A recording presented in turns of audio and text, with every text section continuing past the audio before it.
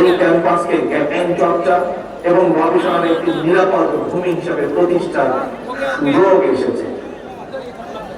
প্রাচ্যের অক্সফোর্ড খ্যাত এই বিশ্ববিদ্যালয়ে গৌরবজনক ইতিহাস আবারও ছড়িয়ে দিতে হবে তোমাদের যারা উৎকর্ষী শিক্ষার্থী তাদের মনে গৃহীত।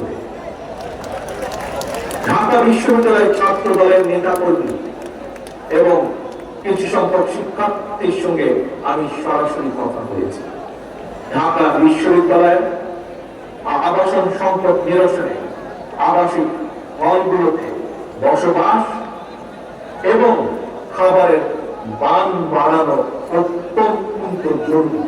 এ ব্যাপারে আমি শিক্ষার্থীদের সঙ্গে কথা বলে হলগুলোতে বিদ্যমান সমস্যা এবং সমাধানের একটি লিখিত প্রস্তাবনা বিএনপির কাছে উপস্থাপনের জন্য ঢাকা বিশ্ববিদ্যালয়ের ছাত্র দলের নেতাদেরকে কর্মীদেরকে আমি আহ্বান জানাই।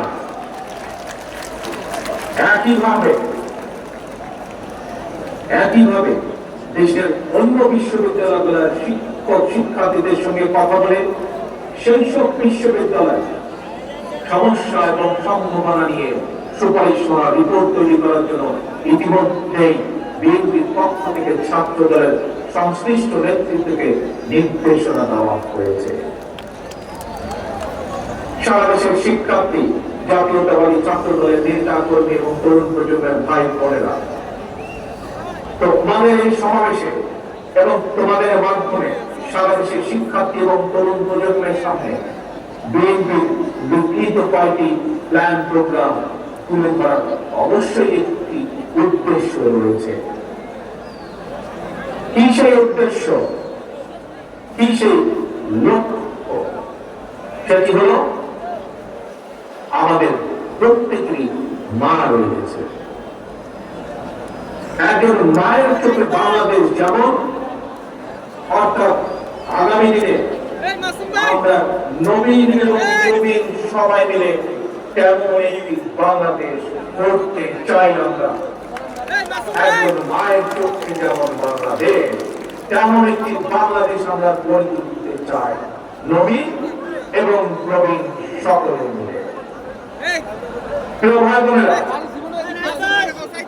সারা দেশের ছাত্র দলের নেতা কর্মী, দেশের সকল শিক্ষার্থী এবং তরুণ প্রজন্মের দৃষ্টি আকর্ষণ করে বলতে চাই, আজকের এই তারুণ্য, আজকের এই শিক্ষার্থীরা আগামী বাংলাদেশ, এই বাংলাদেশে ফ্যাসিবাদ, উগ্রবাদ, চরমপন্থার উত্থান কিংবা পুনর্বাসন, চরমপন্থার উত্থান কিংবা পুনর্বাসন ঠেকাতে শিক্ষার্থীদেরকে অবশ্যই সচেতন থাকতে হবে, সচেতন ভূমিকা পালন করতে হবে, যার আহ্বান এর ভেতরে আজকের এই সমাবেশের সভাপতি সকলকে দিয়ে দিয়েছে। প্রিয় ভাই বোনেরা, দেশের প্রায় 13 কোটি ভোটারের মধ্যে গত 1.5 দশকে ভোটার তালিকায় এ পর্যন্ত প্রায় 4 কোটি নতুন ভোটার যুক্ত হয়েছে। তোমরা ভোটার হলেও ফ্যাসিবাদ চক্র তোমাদের ভোটের অধিকার কেড়ে নিয়েছিল। আসন্ন জাতীয় নির্বাচন সামনে এবং এই আসন্ন জাতীয় নির্বাচনে তোমাদের হারানো ভোটের অধিকার পুনঃপ্রতিষ্ঠা এক বিরাট সুযোগ তৈরি হয়েছে। এই সুযোগকে কাজে লাগিয়ে স্বাবলম্বী বাংলাদেশ গড়ার লক্ষ্যে বিএনপির গৃহীত পরিকল্পনা বাস্তবায়ন করার জন্য স্বৈরাচারের শাসনামলে গত 1.5 দশকে ভোট প্রয়োগে অধিকার বঞ্চিত 3.5 কোটি ভোটার সহ সবার সমর্থন এবং সহযোগিতা চায়। আজকের এই সমাবেশে উপস্থিত ছাত্র দলের নেতা কর্মী এবং প্রিয় শিক্ষার্থী ভাই বোনদের মাধ্যমে সারা দেশে সকল শিক্ষার্থী এবং তরুণ প্রজন্মের কাছে আজ আমার একটি আহ্বান থাকবে। সামনে উপস্থিত শিক্ষার্থী প্রিয় ভাই বোনেরা, ছাত্র দলের প্রিয় ভাই বোনেরা, মন দিয়ে শোনো কি আহ্বান আমি জানাতে চাই।